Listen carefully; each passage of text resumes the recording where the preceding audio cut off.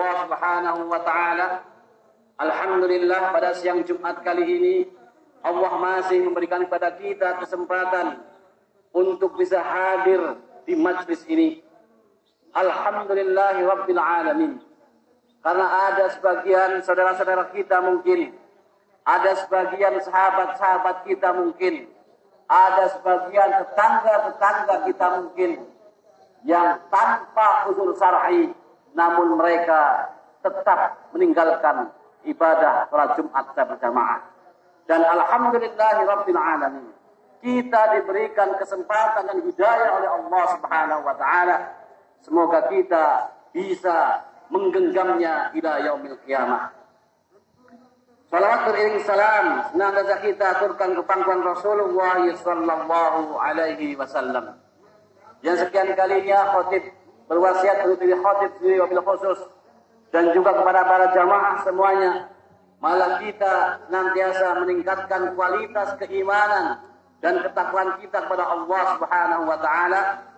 Takwa dalam artian imtisalu awamirillahi wajtinabun nawahi, yaitu kita melaksanakan perintah-perintah Allah semaksimal mungkin dan meninggalkan larangan-larangan Allah sekuat tenaga mungkin. Hadirin salat Jumat rahimakumullah, kita mungkin sering melihat stiker atau tulisan-tulisan baik itu di rumah kita, di rumah tetangga kita, maupun di kendaraan dan di jalan-jalan tentang ajakan untuk melakukan sholat. Mungkin ada tulisan sudahkah Anda sholat, atau mungkin ada tulisan sholatlah sebelum engkau disolati. Mungkin kita juga sering mendengar para asatidz, para kiai, para alim ulama memberikan tausiah kepada kita tentang pentingnya birrul walidain, tentang pentingnya berbakti kepada kedua orang tua kita. Dan kita juga sering mendengar sejarah-sejarah Islam Indonesia, sejarawan Islam Indonesia sering mengatakan bahwa ada andil besar dalam kemerdekaan Republik Indonesia ini dari kalangan para syuhada. Ada darah-darah para syuhada yang bisa salah satunya mengantarkan Indonesia ini bisa merdeka di tahun 1945. Hadirin yang Allah muliakan, di sini artinya adalah ada 3 amalan yang luar biasa. Yang pertama adalah sholat, yang kedua adalah birrul walidain, dan yang ketiga adalah jihad fisabilillah. Dan ternyata 3 amalan ini kata Rasulullah SAW menjadi amalan-amalan yang sangat dicintai oleh Allah Subhanahu wa taala. Suatu ketika Ibnu Mas'ud radhiyallahu anhu bertanya kepada Rasulullah SAW dalam sebuah hadis riwayat dalam hadis muttafaqun alaih. Suatu ketika Ibnu Mas'ud berkata kepada Rasulullah, ahabbal amalu ila Allah Ta'ala, apakah amal apa yang paling dicintai oleh Allah Subhanahu wa taala? Kemudian Rasulullah menjawab, qal as-salatu ala waqtiha, salat tepat pada waktunya. Kemudian Ibnu Mas'ud bertanya kembali, kemudian apa lagi ya Rasulullah? Qal, kata Rasulullah, birrul walidain, berbakti kepada kedua orang tua. Apalagi ya Rasulullah? Qal al-jihadu fi sabilillah, jihad fi sabilillah. Itu adalah 3 amalan yang dikatakan oleh Rasulullah SAW menjadi amalan yang paling dicintai oleh Allah Subhanahu wa taala. Dan di mimbar yang terbatas ini, khatib ingin menyampaikan sedikit terkait dengan 3 amalan tersebut. Sekali lagi kita sama-sama mengingatkan diri khatib sendiri dan juga kepada para jamaah semuanya.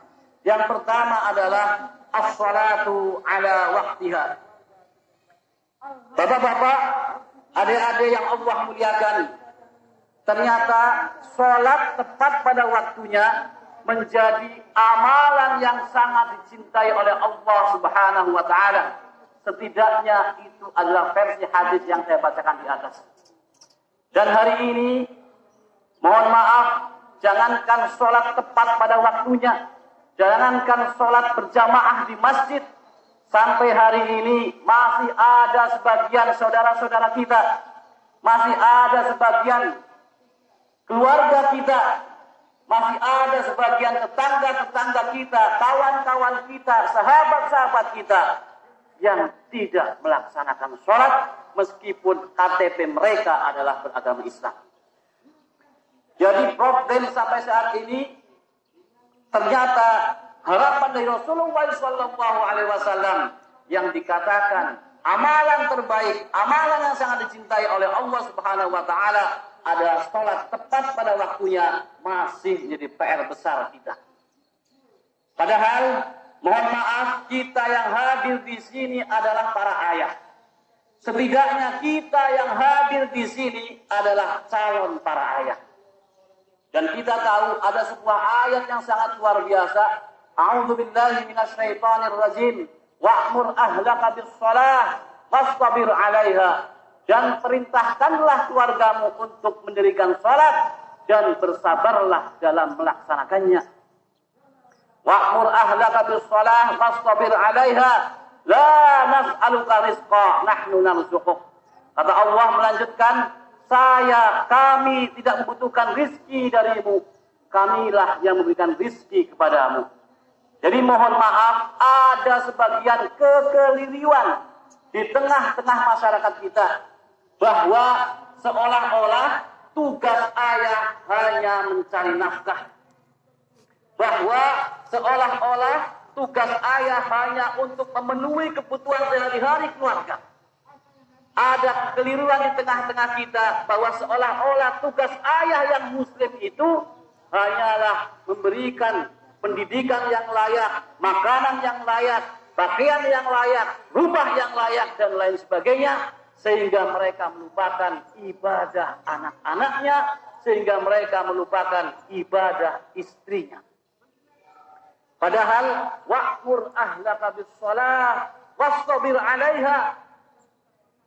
Kata Allah Subhanahu wa taala, dan perintahkanlah.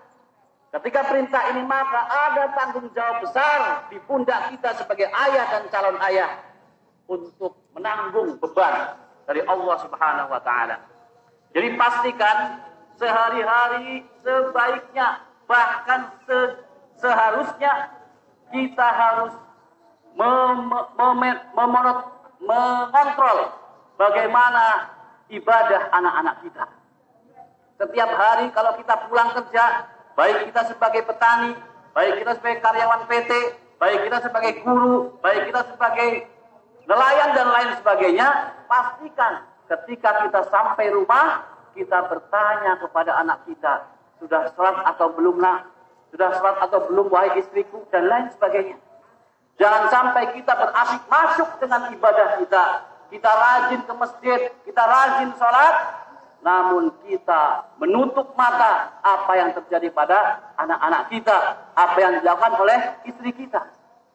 Karena ini sekali lagi, wa'mur ahlaka bis-shalah. Ini adalah tanggung jawab kita sebagai orang tua, wabil khusus adalah sebagai seorang ayah. Yang kedua adalah birrul walidain, berbakti kepada kedua orang tua.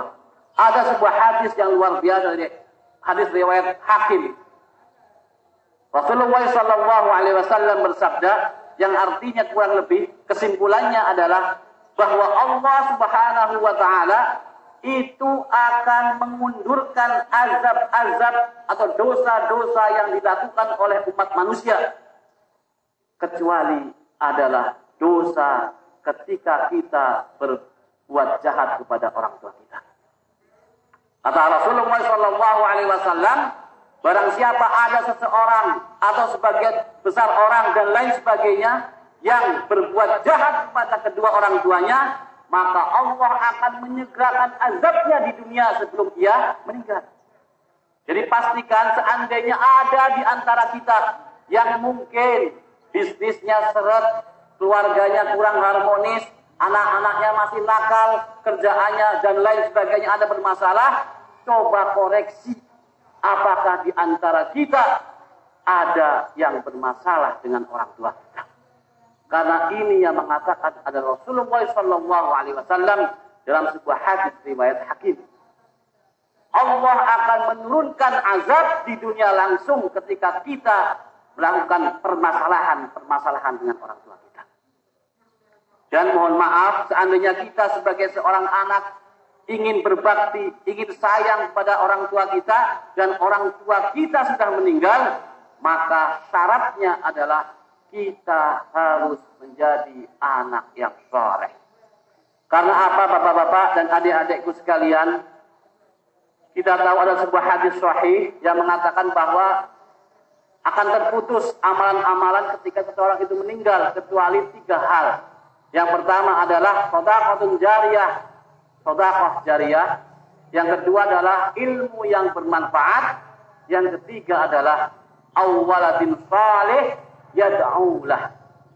Yang ketiga, yang bisa terus saham-saham pahala orang tua kita itu berjalan manakala memiliki anak yang soleh. Anak yang soleh yad'ulah, yang mendoakan orang tuanya. Jadi kata kuncinya adalah anak yang soleh.